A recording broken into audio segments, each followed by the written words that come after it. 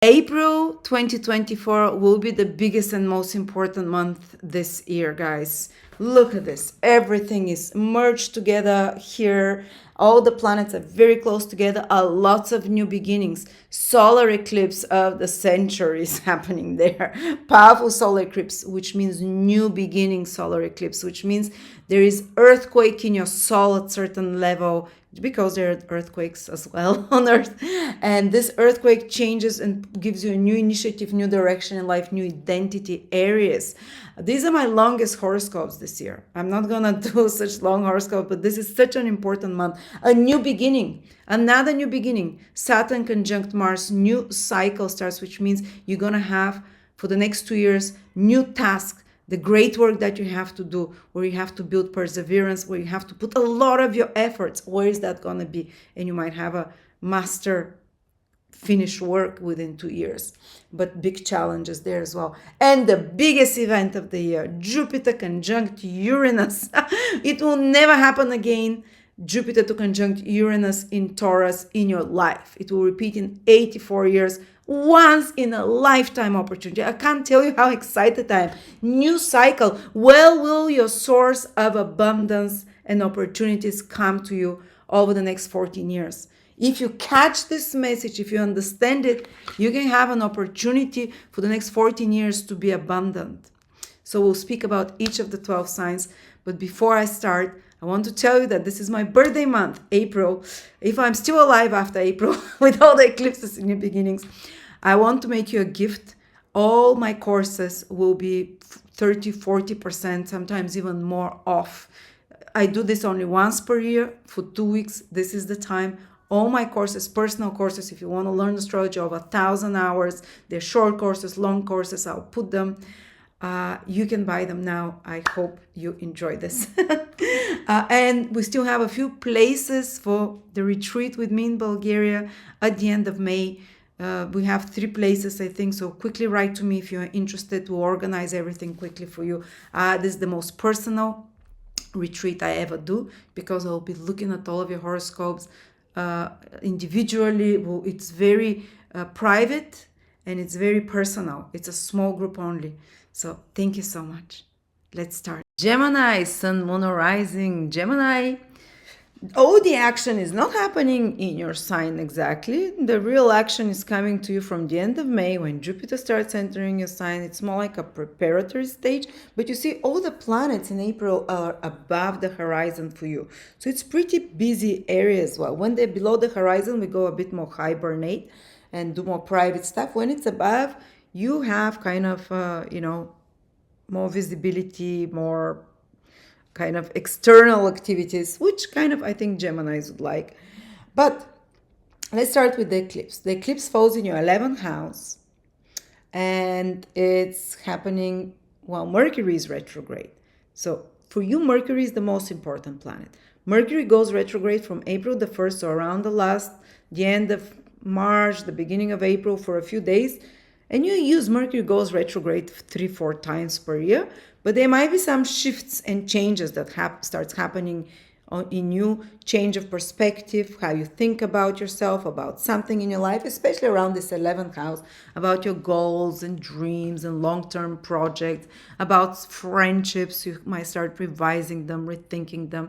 Maybe you might get in touch with people, friends, acquaintances, colleagues, clients even. The 11th house, very social networking, whether it's on personal or business networking.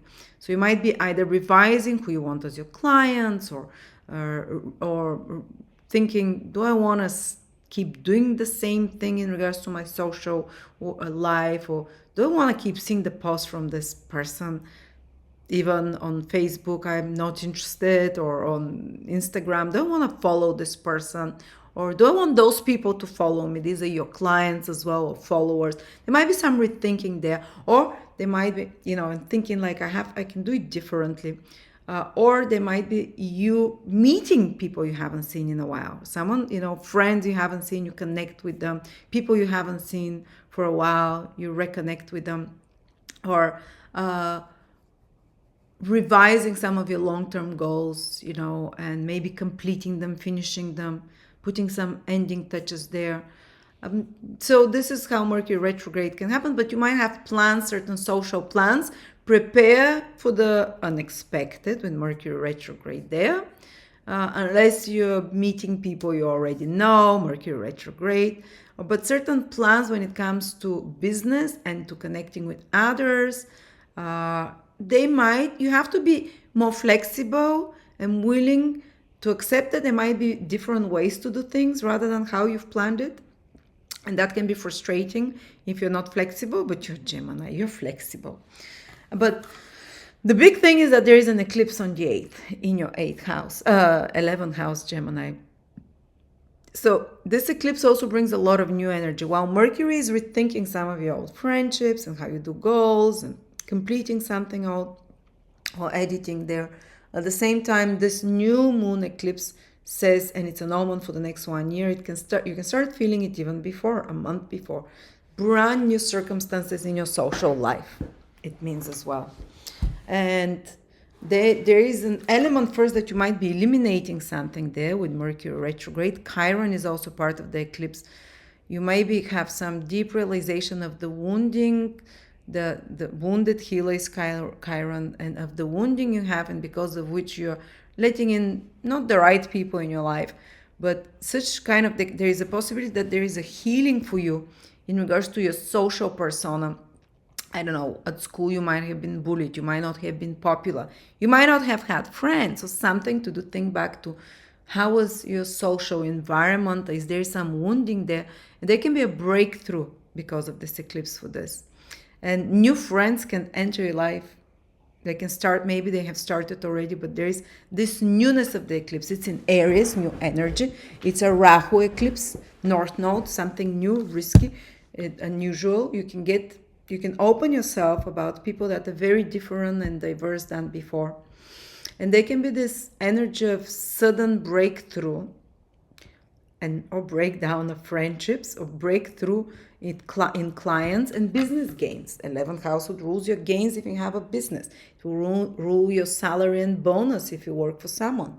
So there can be some big shift here, and Rahu tends to give us, eclipses with the North Node Rahu tend to give us something. And it's not just on the 8th of April you can expect, where is my bonus? Why don't I have a breakthrough with my income? It's a sign for the whole next year. So there can be some opportunity that appears, or something, and even friends that are very fated, that are part of your path, that appear, or acquaintances and contacts and business connections that appear, or you joining a group or some society or some network, might be online, might be some club or whatever, that allows you to have a breakthrough towards your goals and dreams and wishes. This is the 11th house. There might be some benefactor with a strong masculine energy. This Aries eclipse that appears, or alpha energy type, that appears as well to lead you, to guide you, to help you in some way. Or you can suddenly have a breakthrough and become initiative to pursuing clients, followers. The 11th house can rule all of those things. Also, the 11th house is degrees and titles and honors and social recognitions, PhD, MBD, whatever, so diplomas and so on. There can be some powerful new beginning there for you, or breakthrough or development with such matters as well. And it is, and it's, this eclipse, I with the North Node, I would advise you, might be good to get active with groups. And of course, an eclipse can create some crisis there at the same time, but it brings new opportunities as well. And especially groups that can help you fulfill your material goals and dreams, because it's the Rahu eclipse North Node, or your strong desires, basically. All right, this is the eclipse. What about the other 2 days after? There is a new cycle starting as well, which is a 2-year cycle, Saturn-Mars cycle on the 10th of April, which shows where we have to be tough, no nonsense, and put our backs into it for a couple of years in one area of life. And we'll be meeting challenges there. We'll be meeting some obstacles there. But Saturn and Mars cycles, they show us every 2 years they meet and they say, okay, We want this person to develop the virtues of Saturn and Mars: courage, willpower, Mars, uh, directness. Saturn is being kind of strict with yourself, disciplined, persevering, overcoming obstacles. And we are, sorry, where you'll be learning to have this perseverance, courage, strength, self-discipline.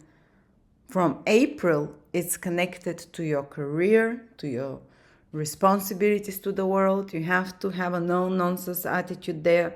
You can do some incredible work. Saturn Mars is the combination of marathon runners, of Ironman, big achievers, but you have to use those virtues of Saturn and Mars if you want to have the breakthrough there. Over the next 2 years, you can achieve something big connected with that area of your life: career, social status. But it can start with certain obstacles. Sometimes there can be some challenge, especially around the 10th, connected to frustration with authorities, institutions, bosses, people in power, or it might be like a trigger for your own activation, for your own inner authority, to be more serious, to be more disciplined, to work on some long-term project, to work on something without distractions, to really mobilize your energies there. But again, as I said, there can be certain frustrations, especially coming from authority figures, government institutions, and so on. But if you, as I said, if you use the higher principles in Saturn and Mars, or even with father figures, there can be some issues. If you use those higher principles, you can achieve a lot. And you can start like a new project, a new direction in your career, for example, that asks you to be more responsible, that asks you to put in more time, more willpower, and so on. And you can transform and change your social status. And then the last important event this month, Gemini, is the conjunction of Jupiter and Uranus in your 12th house. It happens once every 13 or 14 years only. And it's a combination of powerful breakthroughs. It's new beginning, and this new beginning comes to you from the 12th house. And it's almost like it's both planets are illumination and knowledge. Higher knowledge of Jupiter, the angelic wisdom, and the divine wisdom of Uranus, which works on very high levels. And you can have breakthroughs connected to your subconscious there. The 12th house is where we keep our traumas from past lifetimes, where we have our self-sabotaging behaviors, where the subconscious dominates us. We want to do something consciously, but we keep self-sabotaging ourselves about it. And Jupiter-Uranus gives this brilliant, such rare opportunity to realize consciously why you're self-sabotaging, to eliminate as well, and to be free. Jupiter and Uranus, a combination of absolute beautiful freedom, like a dispensation from your higher self. You realize something and it breaks you from the chains of certain self-constriction. It might be the breaking of chains of mental chains, where you're limiting yourself, because the 12th house is very much connected to mental health in some way. The breaking of chains and freedom from some self-sabotaging behaviors and addictions as well, time-wasting behaviors. And it's a sudden clean cut, and you no longer feel like going back to the past. So such kind of disruptive self-sabotaging behaviors, you can this time eliminate them. It's happening in a constellation called Kritika, which the sign is, the symbol for it is a knife, cutting something out with a knife, sudden clean cut. And you have the knowledge Jupiter, which allows you not to be anymore into the net of an illusion. Certain illusion will be burst for you. Certain self-deception can also be, you can become clear about it. And 12th house can be others that may be draining your energy, or that deceptive, certain secrets that suddenly come to the surface. And it's illuminated with wisdom and understanding, or maybe someone was doing something behind your back and you realize it and you release that. And So it's a very powerful and quick influence, sorry. But 12th house is also your subconscious, sudden realization, sudden glimpses of past lifetimes or forgotten memories as well, sudden downloads, messages from the invisible world. Very psychic house with the most telepathic planet Uranus and the Jupiter, clear connection to the invisible worlds, to your guides, to your ancestors that have passed, and you can have dreams that are prophetic. Jupiter Uranus is the combination for the future, predicting the future, seeing the future. You can have a reading with a psychic or someone that kind of hits you right here and it cuts to the core and you understand what it is suddenly and you realize certain behaviors, or you're given a sign and some message from the invisible worlds as well. Also, it can indicate new opportunities that come to you that will unfold over the next 14 years. Those new opportunities can come to you through foreign places, people that are far away from you, in faraway places, or it can, or you can, because 12 houses foreign countries, so maybe they can be an opportunity for you to live in a foreign country, to relocate, for example. Or for some of you, they can be an opportunity for investment because it's in Taurus, it's financial sign, for investment in a faraway country or investment in something that is 12 house oriented, or and that over the next 14 years can bring gains, but it might be connected to arts, to healing, 12 house activities, something spiritual, arts, healing, research of some sort as well. And it's giving you the green light, and it's saying that it will be source of growth and abundance. As I said, spiritual downloads, realizations, dreams that, give you answers. What else can the 12th house be? Yes, spiritual, they can be even spiritual awakenings for some of you. 12th house is the house of the subconscious. Jupiter and Uranus are both awakeners of some sort. You can start on a path of spiritual exploration or traveling of some sort or research. 12th house is very much connected to research, deep studies, especially studies that are more philosophical, more spiritual of some sort as well. So let's see what comes through that. If anything of this rings for you true, you can write comments over the next month or after the next month to see if anything there is shaping up. So thank you so much, Gemini.